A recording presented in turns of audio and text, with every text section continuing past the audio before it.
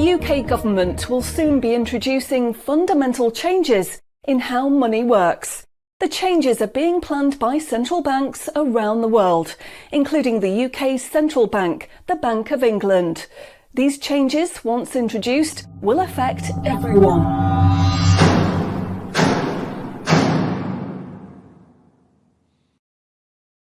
So, what are these changes really about? The changes being proposed will mean that you will no longer have full control over your spending. In fact, what they are planning is the replacement of money with something which is fundamentally different. Therefore, it's not just cash they want to remove from the economy, it is money itself. Pay attention, because if the new monetary system is allowed to happen, it will be very difficult to reverse, and could mark the beginning of the end of human freedom. In order to explain the changes that are being planned right now for your tomorrow, let's explain a little bit about how your money works today. Let's imagine that John decides to buy his daughter a birthday present from Argos.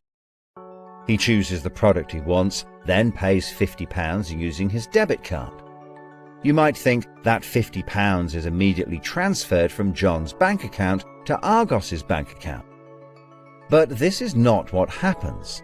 A record is created showing that John's bank owes Argos's bank £50, and John's account will even show that the money has left his account, but the actual transfer of funds does not occur at the time of purchase. John's £50 purchase is one of about 50 million UK transactions that occur every day, and although in each case the account may show that the money has been transferred, the actual movement of funds between the banks only occurs once every day. Every 24 hours, all the payments made to and from each of the UK's 300 plus registered banks are added up to determine how much each bank owes the others. The Bank of England, which is the central bank that all other banks in the system are connected with, derives the total amount that each bank owes and is owed for that day. The Bank of England then intermediates and exchanges funds between all the other banks. So the Bank of England does not know anything about John or the £50 he spent on his daughter. John's money is just a tiny part of a huge transfer of funds. This means that the only organisation that can see what John does with his money is his own bank. The central bank cannot see what John spends his money on, or when he spends it, and John's bank is under an obligation not to share details of his spending with anyone. This means that, rightly, there is a good degree of anonymity and privacy over what John decides to spend his money on. This, in turn, means that a government or central authority, such as the Bank of England, cannot directly restrict John when he uses his debit card, because it has no visibility of what John is doing with his money. If John had paid for the present with £50 of cash, then the purchase would be completely anonymous. Nobody, including John's bank, would know what he had spent his money on. So, cash transactions are truly anonymous, and debit card transactions have a high degree of anonymity, because only your bank can know about them. So, what is this new system? The name of the new system is called Central Bank Digital Currency, or CBDC. It sometimes has other names, such as smart money. Here's how it works. Let's imagine that John, again, decides to buy his daughter a birthday present from Argos. His mobile phone has a smart money wallet or app on it, from which he pays £50 for the product. The app communicates directly with the central bank, the Bank of England, and the money is transferred from his digital wallet to Argos's digital wallet in less than a second. The transfer of funds occurs at the time of purchase, and the transaction is recorded and approved by a centralized computer system on a centralized blockchain. A blockchain is a special computer program that records information very reliably and cannot be amended. The centralized computer system runs continuously and can deal with hundreds of transactions per second as they occur throughout the entire economy. processing all of the public's purchases being made by millions of digital wallets. This sounds fantastic and is so much quicker and simpler than the old system. But there is a fundamental difference, which is that all transactions are centralized in real time as they happen. In other words, one system will be able to know about every single digital transaction in the economy as the transactions occur. This is the critical difference with the new digital monetary system that everyone needs to be aware of. All transactions are centralized in real time as they happen. The people who are planning this new system have made it clear that it would be useful, in their eyes, to use artificial intelligence algorithms in real time to block certain public transactions for a range of different reasons. So, what does this mean for John? Let's just say there is another lockdown, and the government want to stop the public moving about the country. With this new system, they could introduce a simple change. That would mean John's wallet would only work if he was located within a certain distance of his own home. Argos is 2 miles from John's house, and he decides to go and buy his daughter a birthday present. He attempts to pay £50 for the product with the app. The app communicates directly with the Bank of England's computer system, and the system rejects John's payment before it is made, because the system knows that John is 2 miles from his own home, and John's wallet has been limited to spending within just 1 mile. John cannot now buy anything unless he moves closer to his own home. His money is now useless if he wants to go anywhere. Why doesn't John just use cash? That would be a good solution for John as long as cash is still in use. So, how might this new system be introduced? The Prime Minister called an emergency meeting today to discuss the unprecedented slide into economic recession in the UK and global economies.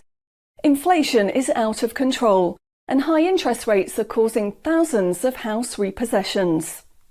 All cash points and over-the-counter cash services are now frozen, and millions of people face losing their life savings as a number of high street banks are declared insolvent.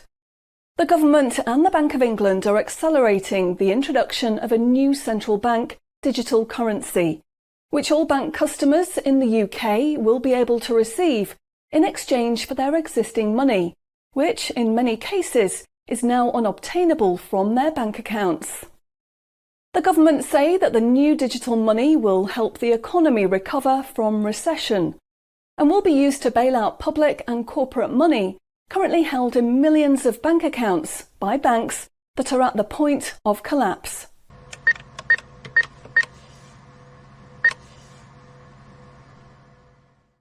It says cash unobtainable from this account. It's frozen our money. Bleeding hell, John. How much have we got in the house? We've only got £120, and when that's gone, nothing. I don't believe it. The bank's frozen our money. We've got £25,000 in that account, and no way of getting it back. Download your central bank CBDC wallet app today and get bonus digital pounds free. If you exchange your existing bank funds into your digital currency wallet now, you will receive free digital pounds for each account you exchange. You can then spend from your digital wallet by using your phone app, exactly like a debit card.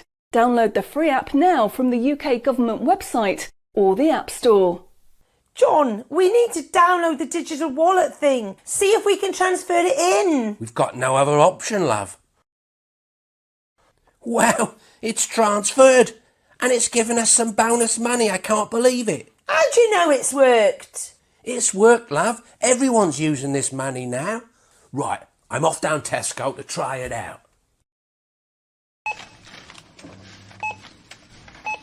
Sorted. Recent figures show that the public's use of cash has halved in the last 12 months. Experts say this is due to the success and sheer convenience of the new CBDC digital money. The government has announced that all cash will be phased out completely over the next 3 years. I can't remember the last time I used cash. It seems so cumbersome and old-fashioned, fiddling about with coins every time you want to buy something. It's much easier now.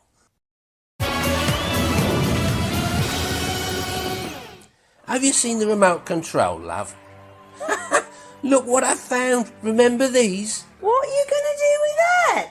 Well, I don't know. Look, why don't we keep it? I'll put it in a picture frame. My name's Charlie. Recent data from the annual Climate Change Conference has revealed that only a drastic reduction in fossil fuel use will help protect against climate change.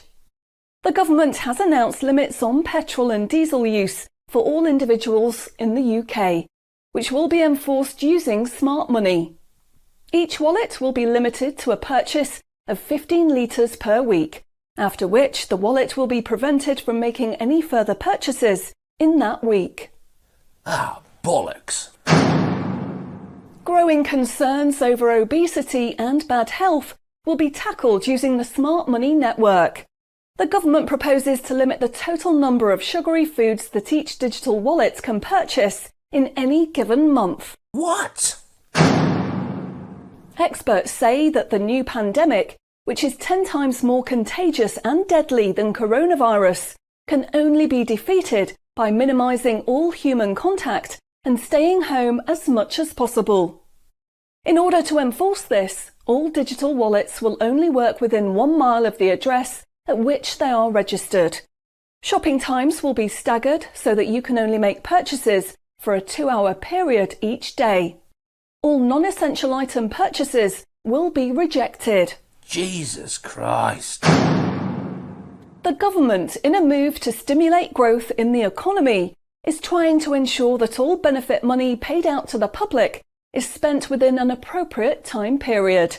From the 1st of August, all benefit payments, including the new social credits, should be spent within 2 months of receiving them. Benefit money will expire and be of no use if it is not spent within the 2-month period. Blimey, they're putting a shelf life on money. Vaccination uptake for the latest pandemic is now at 95%. Anyone who has not been vaccinated will have restrictions placed on their wallets. For the 5% unvaccinated, spending will only be allowed at certain times and within 1 mile of home. Certain goods, such as alcohol, travel tickets and restaurant purchases, will not be available for those who have not been vaccinated, and their digital wallets will not work outside of the UK. Wow. Concerns are growing over people who grow and supply their own food outside of government-approved companies. The government will be restricting the purchase of all seeds and other farming products for anyone that is not a registered farmer. What are they doing that for? The government is trying to reduce the amount of red meat people eat in their diet for environmental and health reasons. Digital wallets will only be allowed to purchase 8 ounces of red meat per week. How much is 8 ounces? In order to protect the environment, the government is introducing limitations on the amount each wallet will be able to spend on the following products: aerosol cans, single-use plastics, coal, meat, chocolate, fish and coffee. What about fags?